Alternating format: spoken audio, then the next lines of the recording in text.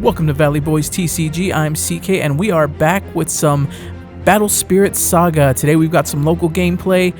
We have purple on the left with white on the right.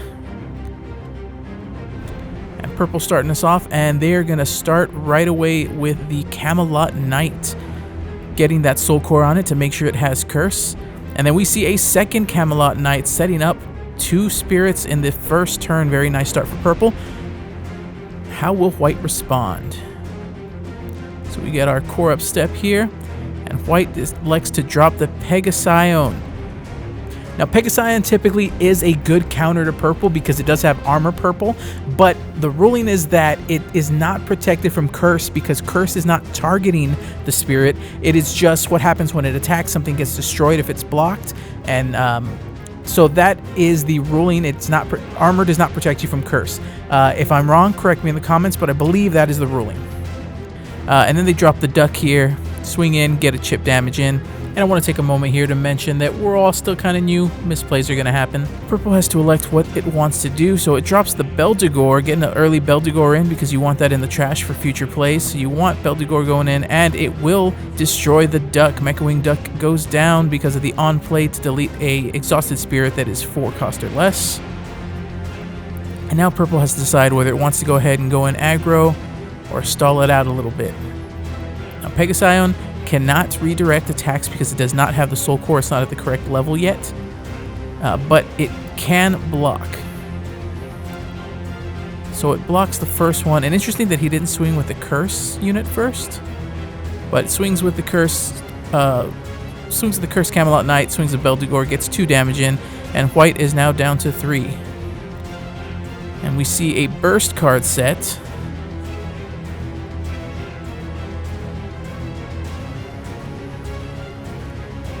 White has to decide how to respond here. It doesn't want to get outpaced. And so we see it pay for the Nomen City. Our Fortress Metropolis is going to give him some flexibility to make some plays to get some bigger spirits out.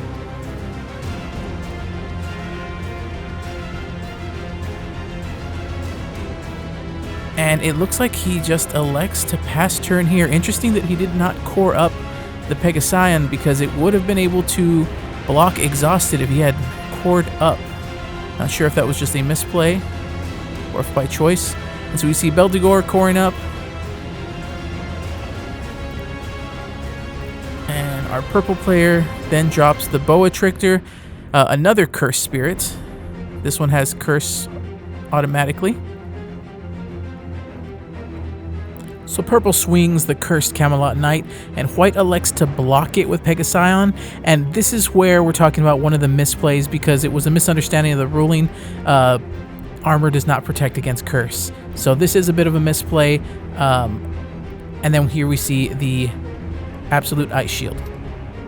Absolute Ice Shield, just such a strong card for any deck, being able to just end your opponent's turn.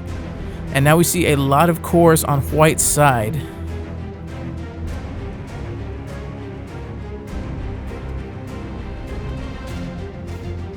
And looks like they are going to go ahead and go in, and we see the elephant come down. Now this is going to be a big spirit that purple's going to have to try to deal with. Of course, the Fortress Metropolis adds cost reduction to the elephant. And then we see elephant go ahead and go up to the level 3 so that we'll get the refresh step at the end of the battle step. And so he's trying to decide what he wants to do, if he wants to give too much to the purple side. But since he's going to get the refresh anyway, he swings in with the elephant and then doesn't swing in with the Pegasus and then just takes his refresh step.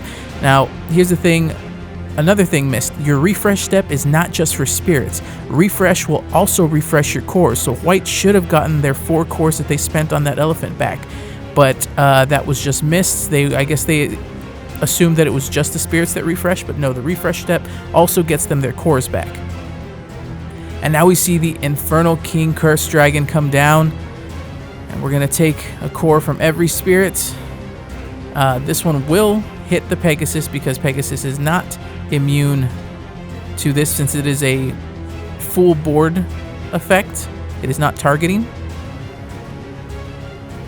And they're discussing here to make sure that they understand that armor is only when it is targeted.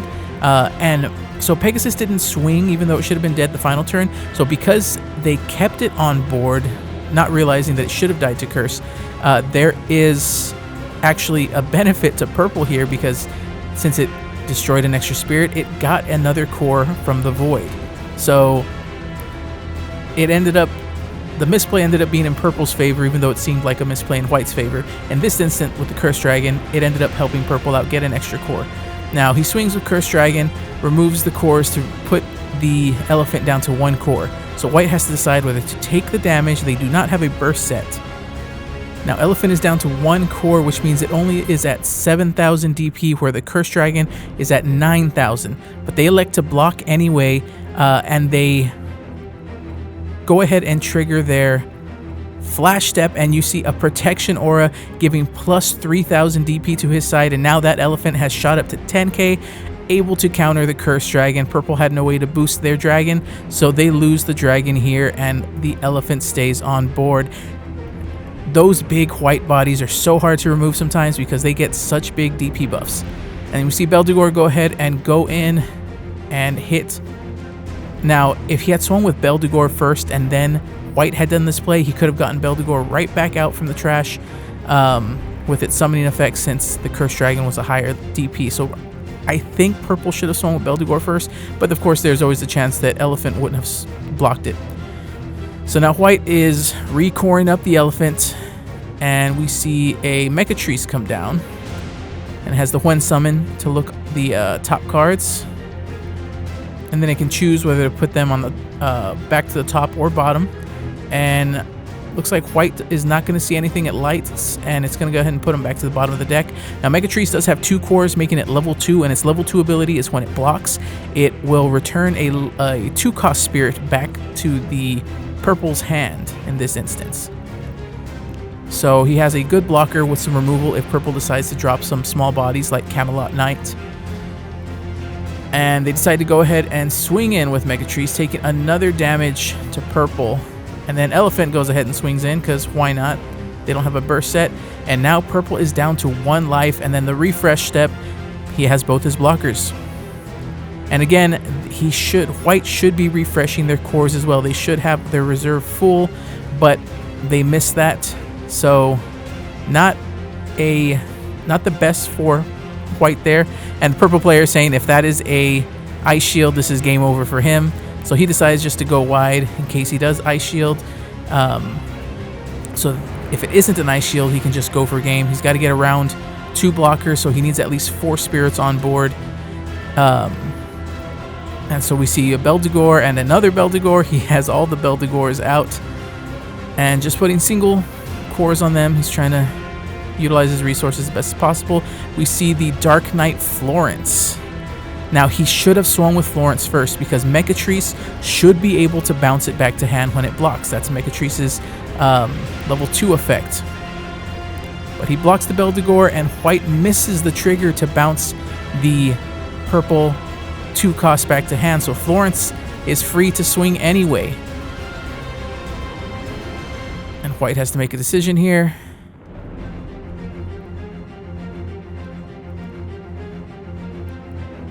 And they decide to take the damage, and we see it's a Dream Bomb actually set, so he'll be able to pay the cost and bounce one of the Beldegores back to hand and just be on board with the elephant to block the other attack, keeping him at 1.